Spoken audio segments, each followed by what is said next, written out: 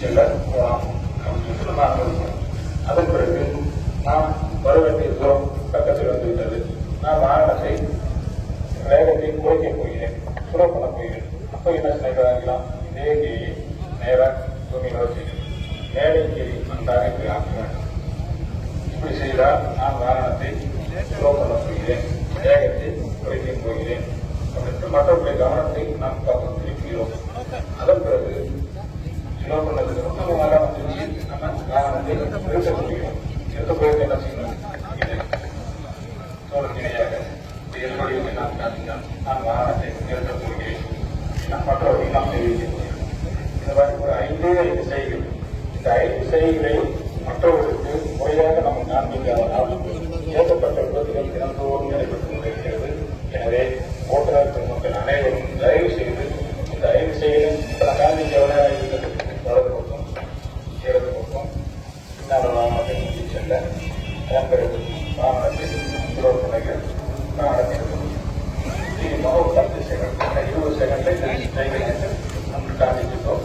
எனவே மற்றவர்கள் நீங்கள் இடது பக்கம் போயிருக்கிறோம், அவர் இடது பக்கம் வலது பக்கம் போகிறாங்க, ஆனால் நீங்கள் வலது பக்கம் போயிருக்கீங்க.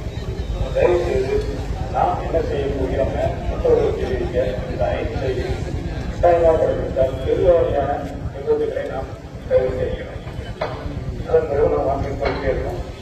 போயிருக்கும் போது எடுக்க வந்து இந்த சைக்கிள் அந்த சைக்கிள் நம்ம வந்து சைக்கிள் சொல்லியிருக்கோம். அதுக்கு பார்த்தீங்கன்னா லைட் சைக்கிள்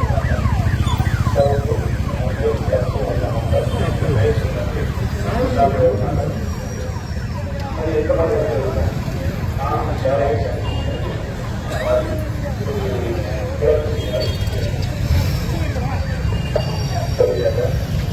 நான் வாகனத்தை